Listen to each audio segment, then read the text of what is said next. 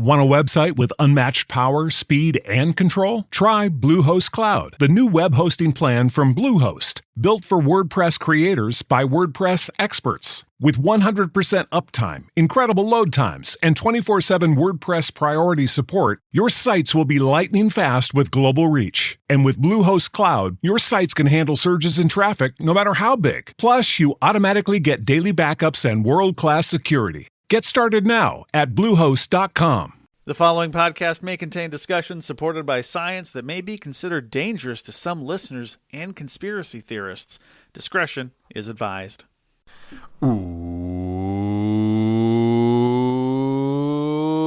Welcome to the 3 Down Greencast. You are listening to the internet's only halftime music podcast. I don't know. I'm Joel Gasson with John Fraser as usual. Honestly, not a ton to get to today. We just figured it's been a while, and we don't like to stay silent for too long around here. So we figured we would break our silence with one of our favorite episodes. It's time I would agree with that. Yes. It is time for another edition. I don't even remember what volume we're up to now. I should probably figure that out before I post this. I think it's 4 or 5. So it sounds about right. Somewhere in that range. So we're either at A New Hope or The Empire Strikes Back. Either way, classic films, love them both. Sure. We're at volume 5, give or take, essentially, of Ask John. 5-ish. 5-ish of Ask John Anything, which is, of course, where we take to social media and do our version of the mailbag episode, but rather than just taking, questions from y'all, we decide to... Well, we take questions from y'all, but they're directed directly at John, and they can be about absolutely anything and everything, from football to whatever you would want to ask about him. Astrophysics. Astrophysics. That always seems to come up. That seems to be a recurring theme. People must think you're smarter than you are for some reason. Because I have a fancy job title and I'm loosely affiliated with a major sports network. Maybe. Is that it? I don't know. Is that maybe I look smart? You do wear glasses sometimes. I do. I feel like my LinkedIn profile picture makes me look way more intelligent than I actually am. Anybody that's had a 3-minute conversation with me will absolutely agree. 3 minutes is maybe stretching it a bit too. Before we get to that, though, I guess we do have some sort of writer-ish news to talk about. Been pretty quiet on sort of the football side of things for a while, which is understandable through March. Draft's coming up, so all that sort of fun stuff will be happening in the next little while. As usual, keep it at 3downnation.com for all of that, as the boys who know what they're talking about there, and Justin Dunk, John Hodge, and JC Abbott will have everything from the draft covered from top to bottom and everything in between. We will probably do a post-draft episode and not have a clue what we're talking about.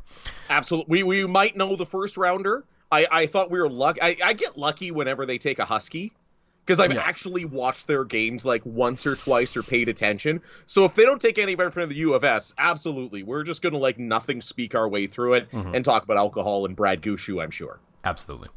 But yeah, the writers did announce this past week, I think even just technically today as we record this on Monday,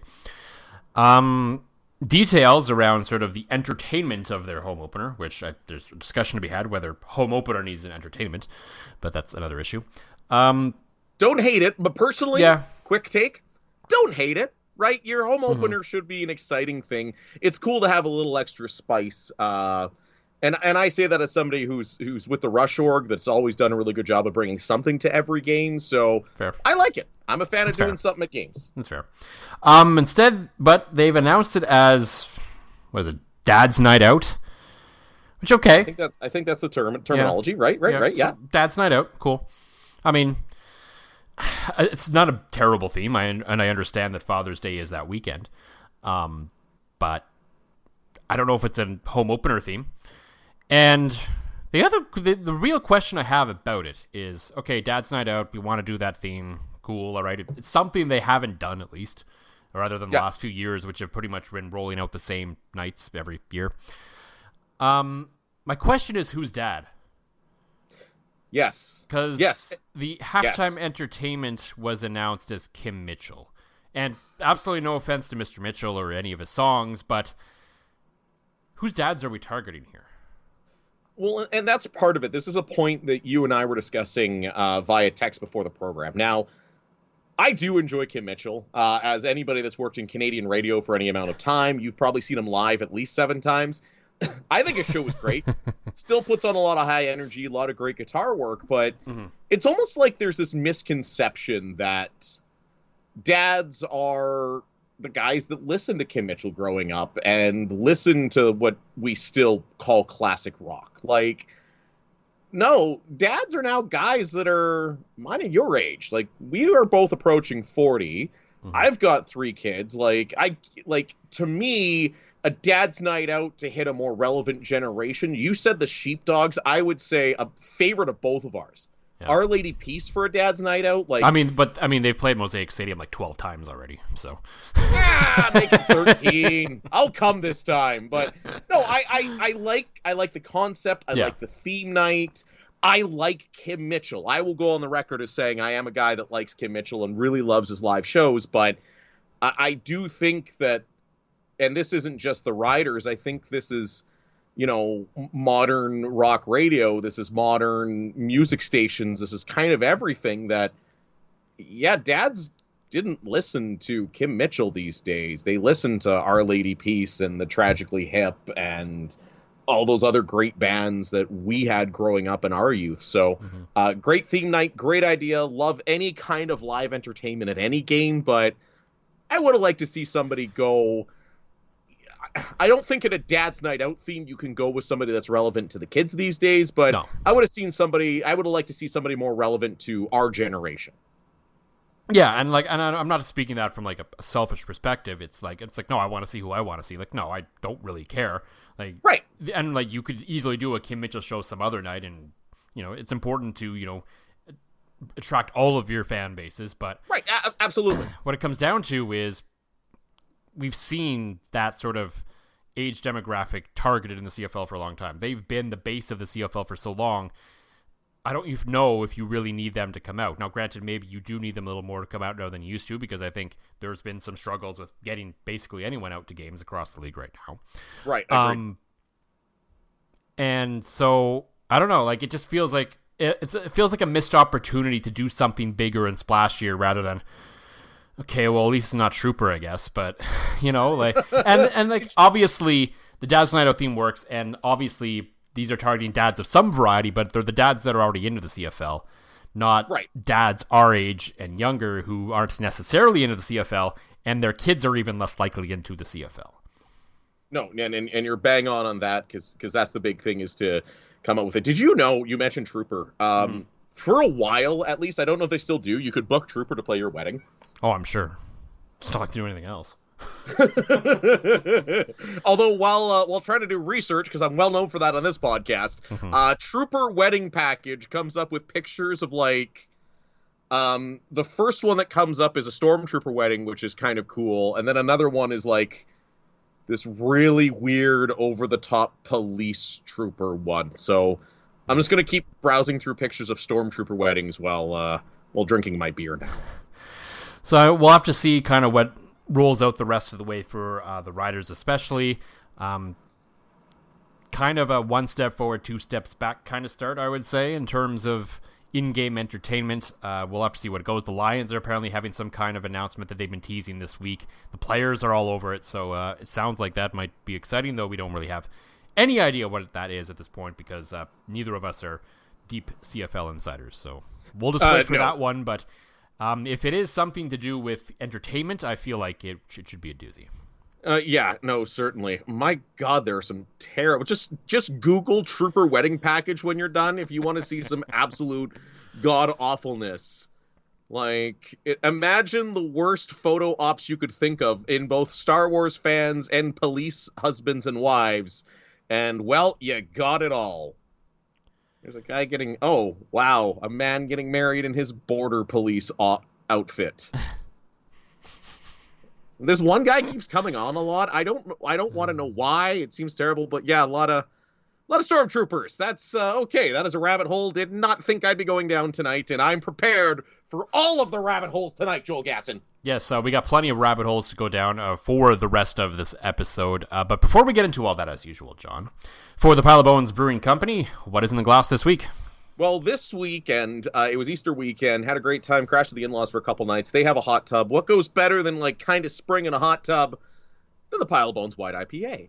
And then, when I famously, like, we all know, obviously, I drink while we do these, but for the Ask John Anything episodes, I like to drink a little more, because I feel like it helps with the ridiculousness of the concept, so why not make it a double white IPA? The most smoothest drinking 8% beer you'll ever have in your life. I had one with supper. I'm having a second one now, and there is also whiskey beside me. So we are well prepared for Ask John Anything.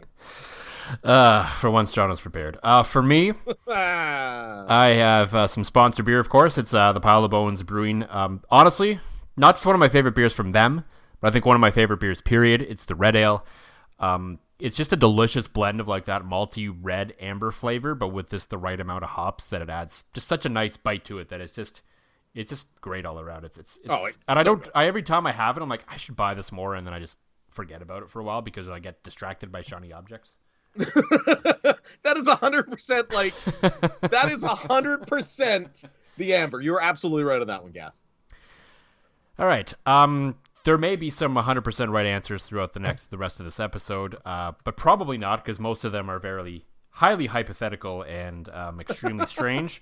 I gotta say, I love how our listener base and social media base gets it. Yes, like I just love how the first we are time not we the did world's this, most listened to podcast, but I feel like our fan base understands us better than many. Oh my god. I love it. And even like people that get sucked into it, they see it, they're like, hey, like this is fun. So again, to our fan base, to everybody, thank you for being rad. Thank you for getting this. Now let's get fucking ridiculous. So I'm going to start at the very first question that came in, and you saw this one. It was from, of course, friend of the show, Dave. Yes. And it was such a good high heat to begin that I'm like, I just got to ask this question off the bat. Sweet chin music right off the start. This is one of those ridiculous questions that we love around here. Yes. So, a wealthy benefactor has bequeathed John $30 million. If he can spend it all in 30 days without buying any assets, he gets an additional $300 million. In order to keep that $300 million, John has to eat Subway with extra lettuce every day. Can John do it? I couldn't.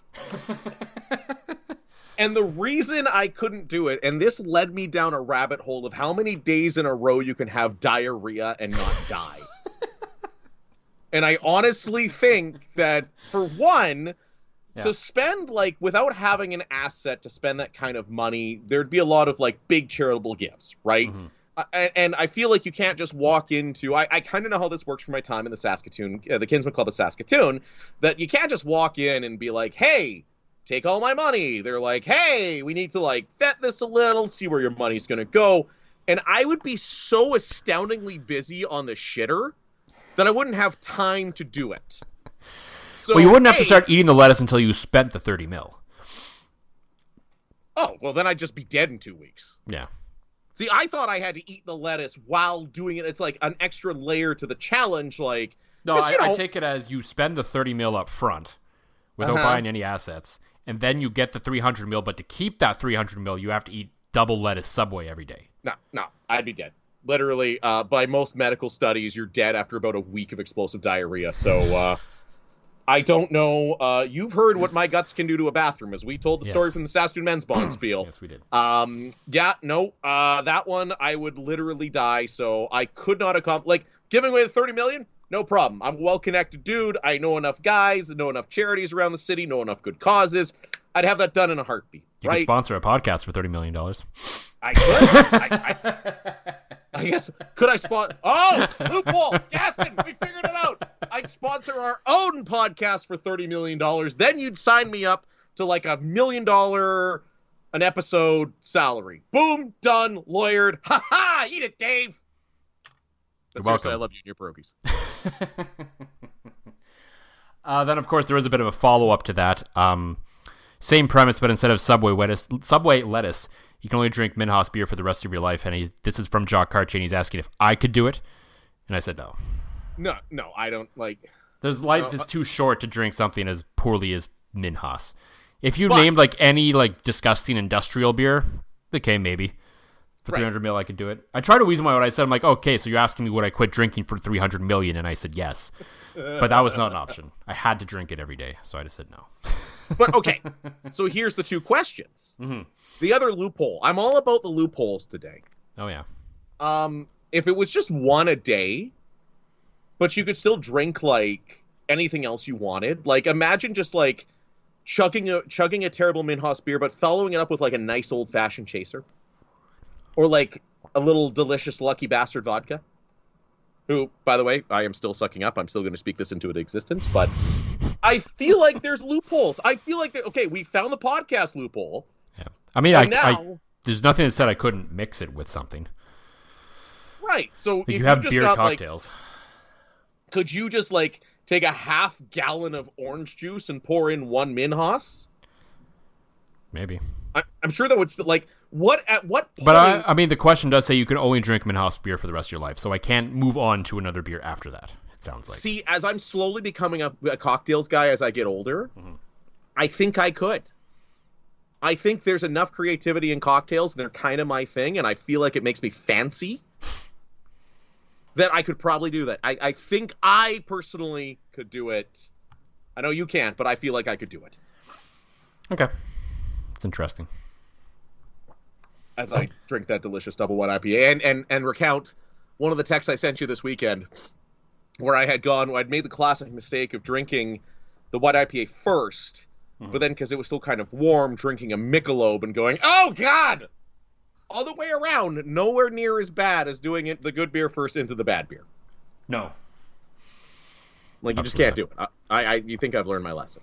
No, I mean you always start with the shittier beer, even when you're drinking like good beers. And like I don't mean shittier beer in like that sense, but like okay, if I have say something really hoppy in the fridge, something kind of fruity in the fridge, and then like a beer that tastes like beer in the fridge, I'm gonna start with the beer that tastes like beer and kind of work my way up.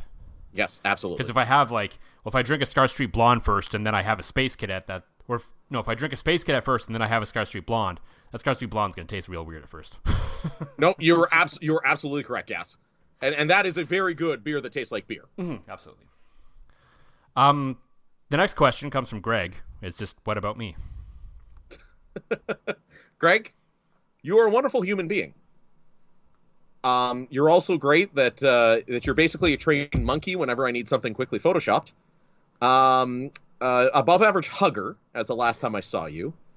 And any man that can wait till I'm done a Rush game and a Rush post game just to have a couple beers together. Shitty industrial beers. And again, the Photoshop on demand makes you a great asset, Greg. Greg, that's about you. Woohoo. Nothing really build off on that one. No, I can't. It's pretty hard to spin off that one.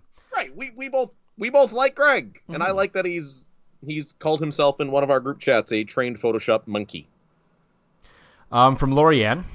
It's actually Okay. sort of an actual real question. Of course, we gotta mix in a few of those. Yes, I like to mix in the odd question that isn't like totally out of left field.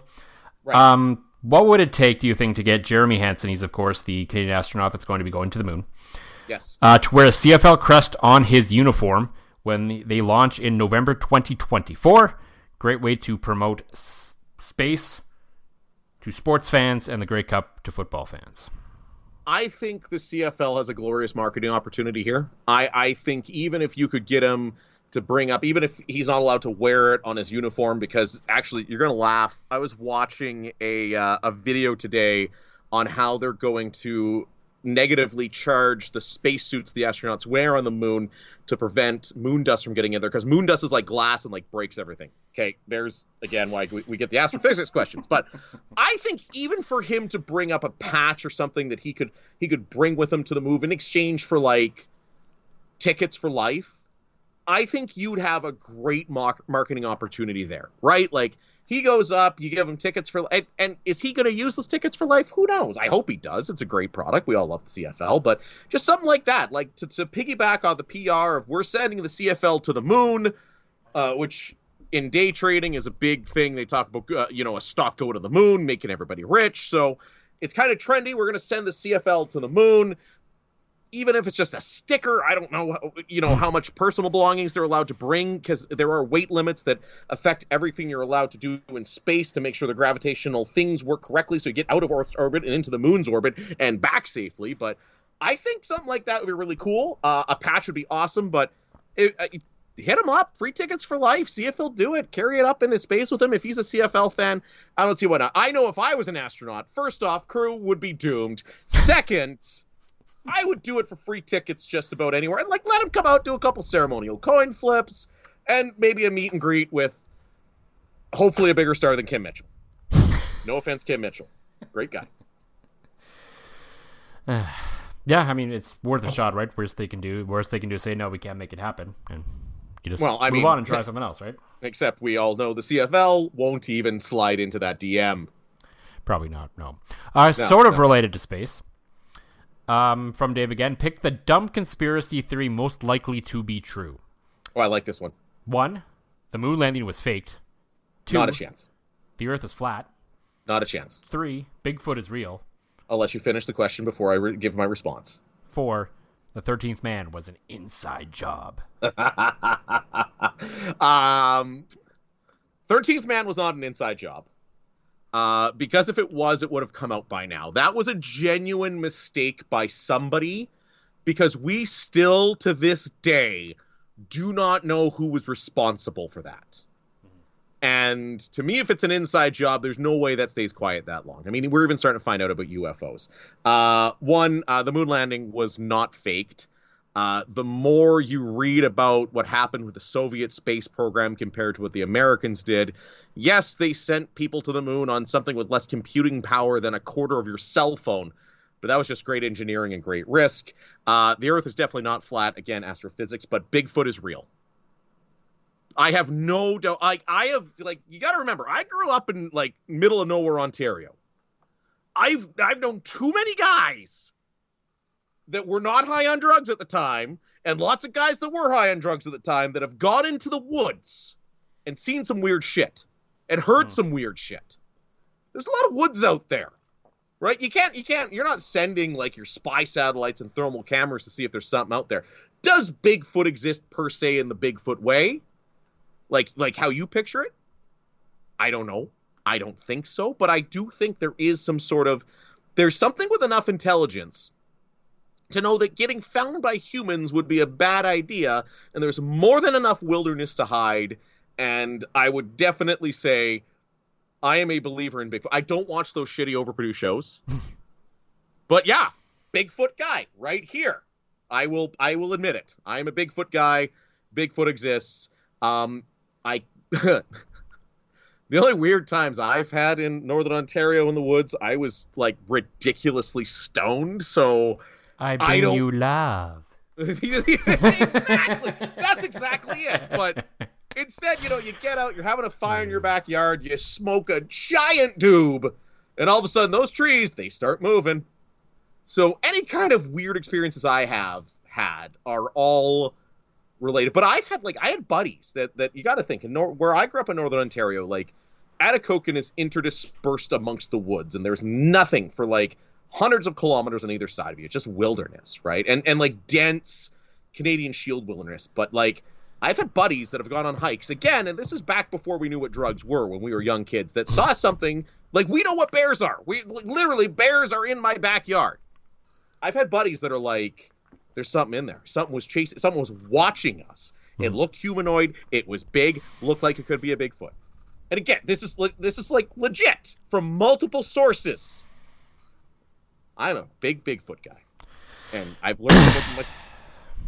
Catch John on overnights on your favorite local talk radio station coming soon. No, it's oh god, seriously, one of the radio stations in town, CKOM, used to run some real unhinged shit. Yeah, and it was on CJME as well. I forget, was it Richards? Yes, it was. And it was. It was at It was 3 or 4 in the morning, because I remember going into work. I think it was on Sunday nights at a relatively normal hour too. Oh, really? I think it might have been. I don't remember. It was so long I was just always too busy with sports or podcasting, but I definitely remember a few times listening to some absolutely unhinged stuff on my drive to work at 4:30 in the morning. Mm-hmm. I mean, out of that list provided, I would be most likely to believe in a Bigfoot. I don't know if I can be convinced. I would need to actually see it myself, but out of those options, yes, there is likely to be something of a Bigfoot variety out there. Not necessarily, again, like you said, not necessarily what we think of as Bigfoot, but some kind of big hairy thing that isn't a bear. Sure. At your job, do you ever have to deal with a nose roller? How about a snub pulley? Well, if you're installing a new conveyor belt system, dealing with the different components can sound like you're speaking a foreign language. Luckily, you've got a team ready to help. Grainger's technical product specialists are fluent in maintenance, repair, and operations. So whenever you want to talk shop, just reach out. Call, click Grainger.com, or just stop by. Grainger, for the ones who get it done. Exactly. That's smart enough to stay away from humans and has manual thumbs and stuff, right? So I think we need to get Pile of Bones and future unnamed sponsors to pony up for a trip to Northern Ontario. The 3 Down Greencast goes Bigfoot hunting. I mean, we may be going there to curl, so we could probably just kind of do both that at the same time. Oh, absolutely we could. Except that would involve... all that has to happen is Reed Carruthers just needs to win the Players' Championship this week, so your big bet pays off, and then we're good to go. Okay, because I didn't speak... Okay, this is going to be the ultimate determination if there's a Gaston curse here. Mm-hmm. Because if I spoke about that, Reed would, withdraw tomorrow. But then Brad Jacobs will skip, and they'll definitely win. That's also fair. Winner, chicken dinner, hopefully. We're going to see your cursed powers. We're going to see how that goes now. Yes, as we go off on a tangent here, I spotted today a tweet from CoolBet, which is, of course, I believe the betting sponsor of this Grand Slam of curling. Yes. They had the odds for the Players' Championship this week, which is ridiculously, starts 3 days after the World Men's Curling Championship. It's dumb. Congrats again to Bruce Mount for that incredible win, and to Brad Gushu for a really strong week as well. And at the very bottom of the list of the men's field, I didn't look at the women's one that closely because whatever. On it.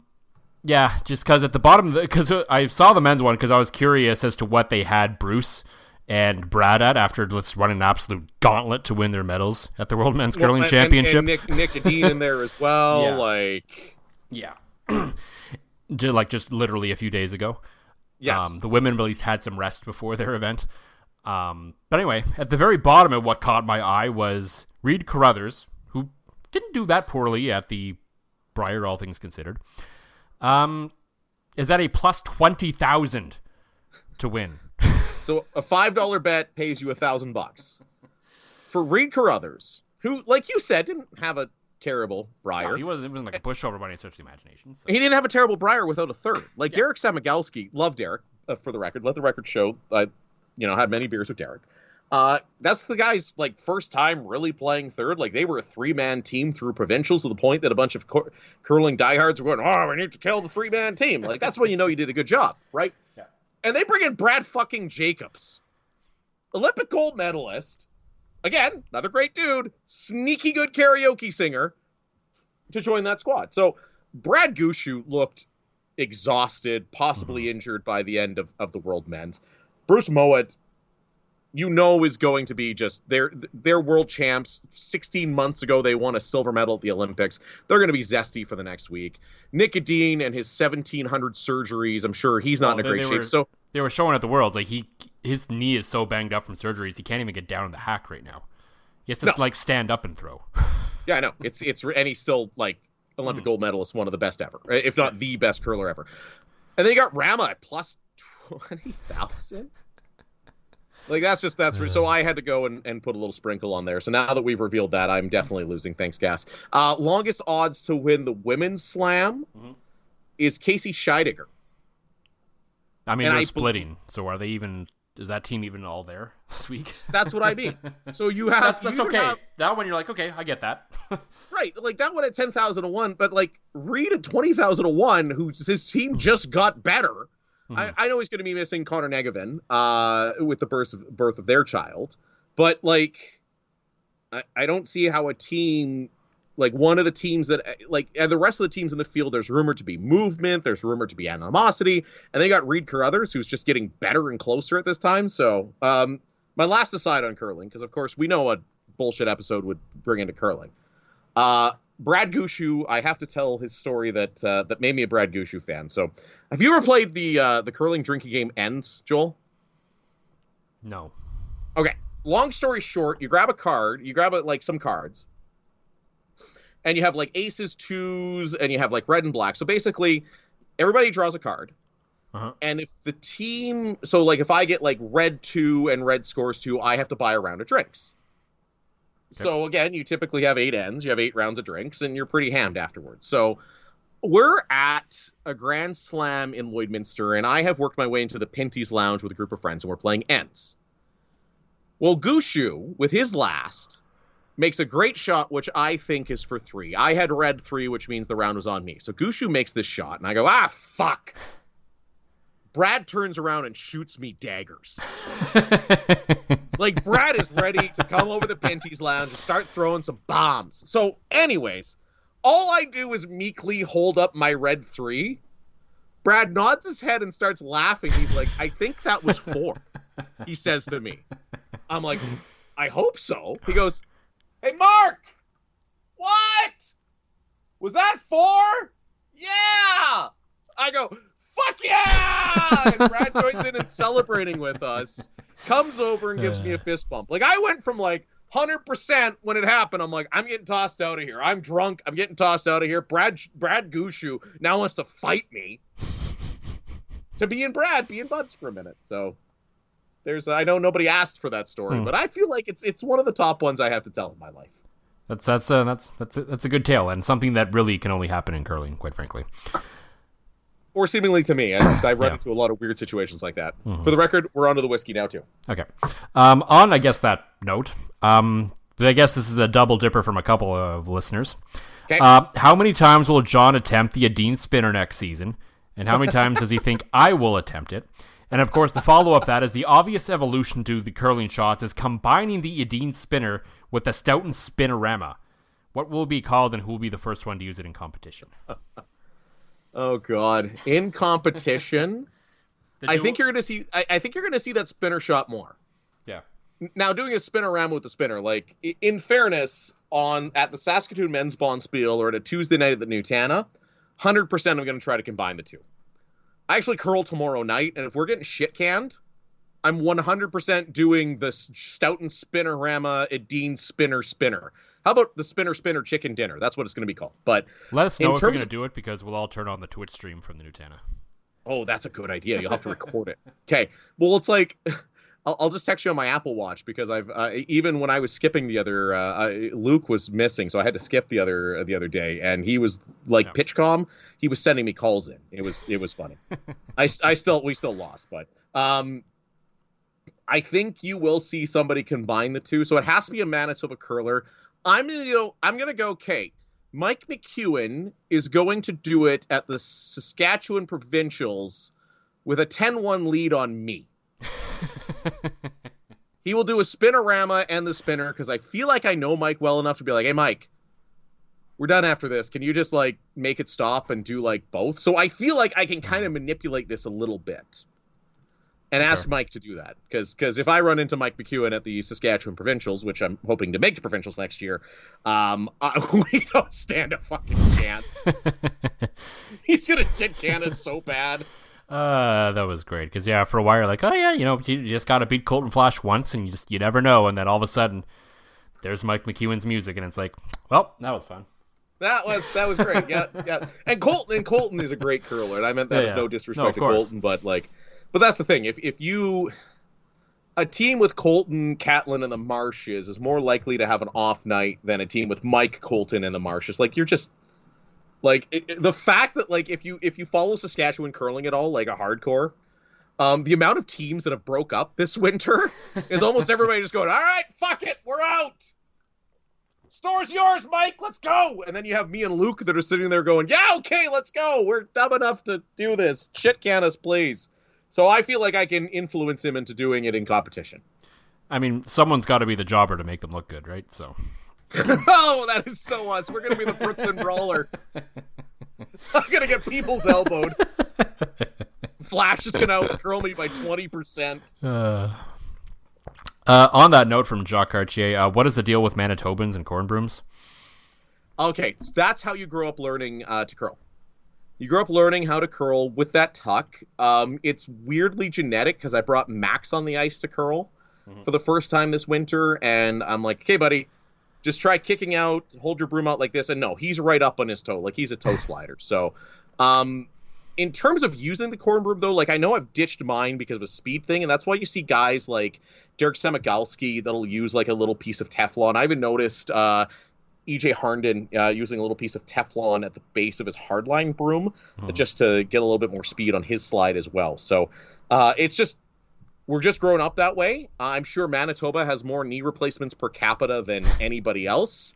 Actually, I would love to find out that information because everybody you grow up, that's how you grow up learning in Manitoba. They're getting away from it now, from what I understand, but it's like it's in your DNA. You're a curler that has Manitoban roots or Northern Ontarian roots. See, that's the thing. It spreads into Northern Ontario, right? That's how I learned how to throw. So, it's a thing. But for me personally, I find I can't throw straight up because I can't see the broom as well as I need to. I need to be right behind that rock, and it's just something you get used to. So there's the long answer with the corn brooms, and they're just cool. Like I keep mine in my locker. I might hang it up here in my man cave along with my Colin Hodgson Northern Ontario jersey. He's still supposed to give me.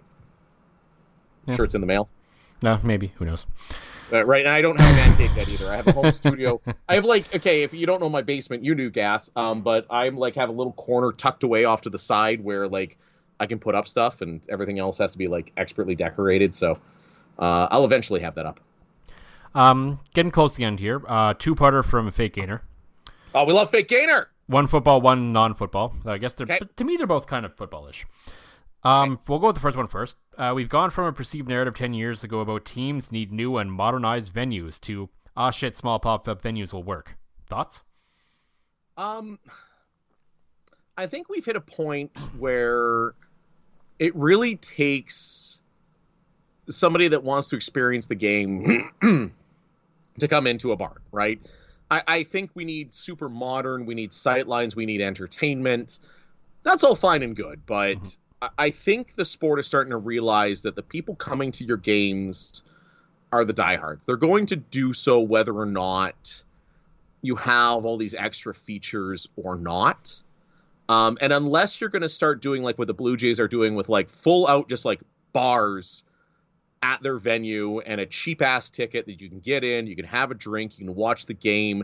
You just can't go sit in anybody's seat until, the seventh inning when everybody's left. So unless teams are going to start doing that, I think the people coming to football games now are your dedicated fans that appreciate the game live for what it is. They're not going because Kim Mitchell's playing at halftime. They're not going because you've maybe got a great sightline or this great jumbotron or this great sound system. They're going because, they love the game. And I get it. We have to get people into the building, but honestly, it's a lot to ask for governments to build a $300 million stadium.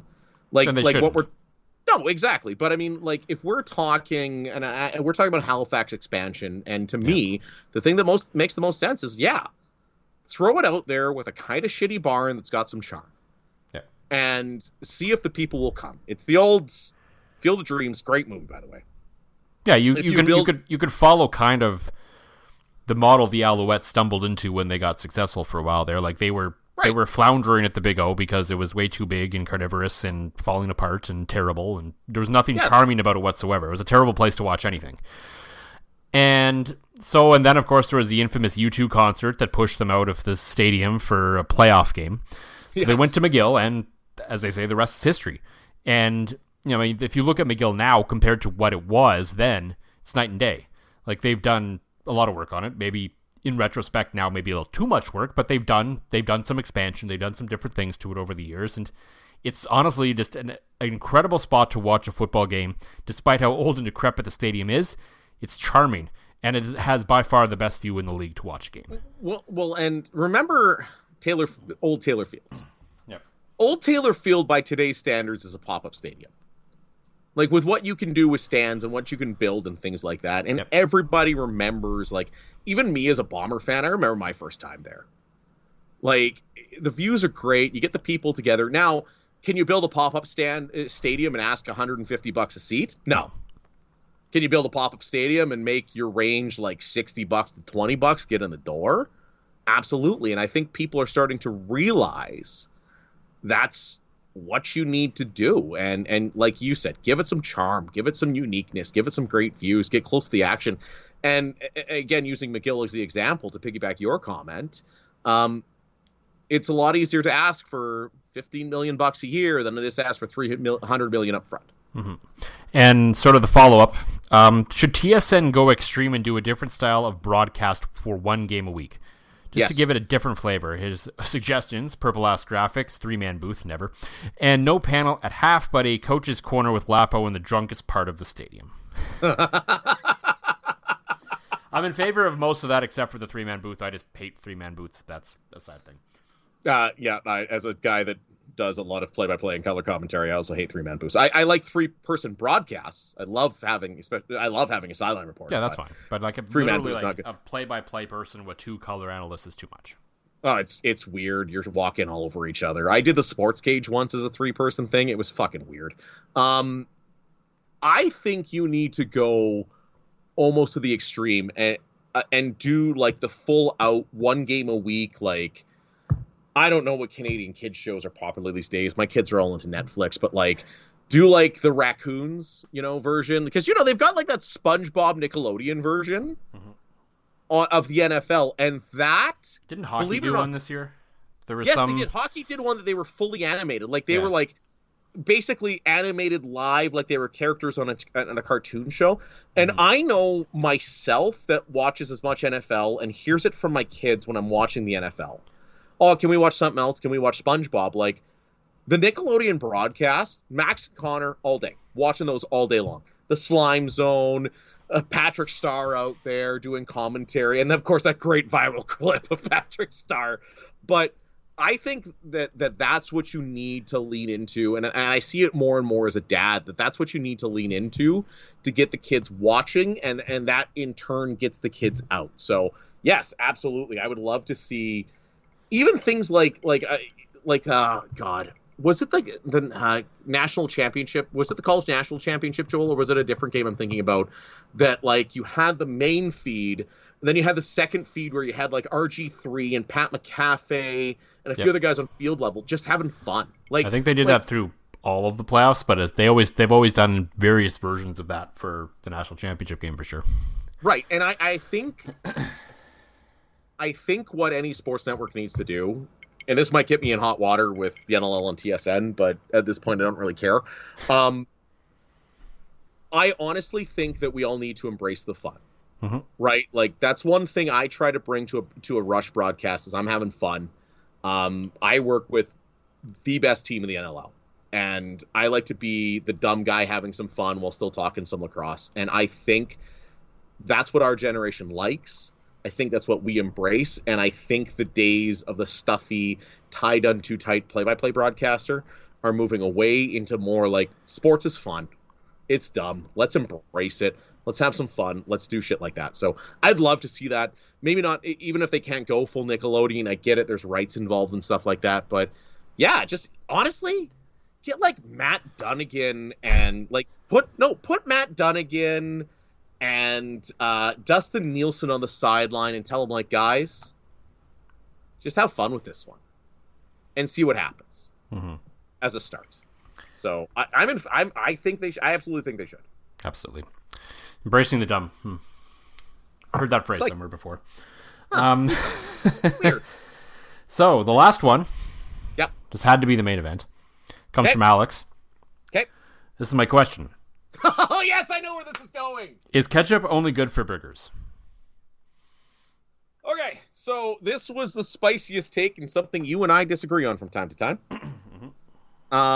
Ketchup and okay.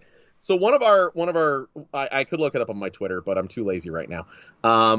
I recently got a follow from somebody who really, and I respect somebody that I didn't like the way a goal call went between Regina and Saskatoon in the WHL playoffs, and somebody who could disagree and not be an asshole about it, and then call me out for what, a burgers on ketchup? What are you, a 5-year-old?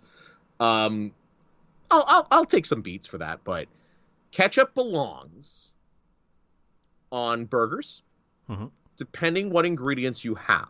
Well, yes. If you have a good burger sauce, or you have like a fresh, like, ground beef chuck, well-seasoned burger that all you need is a little mayo, I get that. But like your average burger, you're throwing them on the grill, yes. Ketchup, cheese, that's what you need, right?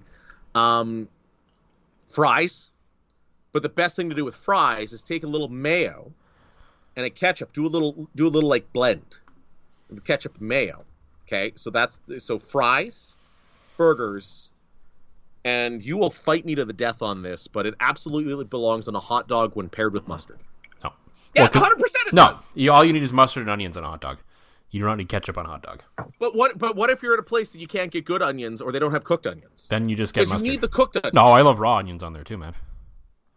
Oh God, no! Raw white onion on there? Onions. Oh yeah, it's great. Listen, I'm old now. I get heartburn from that. You're right. The taste, excellent, but and it's a misconception. Kids don't love ketchup on everything. Max doesn't even want ketchup on his burgers. So yeah, kids go through phases like that. That's fine. Yeah, that's fair. They absolutely do. But fries for sure. Like that is a hill I'll die on. I know you suggested vinegar. Vinegar and fries, but here's one that might get me crucified on social media if anybody's still listening. The tail end of a poutine. No. I'm not talking about the beginning. No. Talking about the end. No. You toss a little vinegar, little ketchup on there with your curds, and it mixes up the flavor just for that like tail end of the poutine. Breaks it up just a little bit. No. Nope. You can't do that. Just poutine. No, can't do it. Just at the end. No, nope, like, never. What are we, 5 years of doing this podcast? I don't know if there's anything we disagree on for.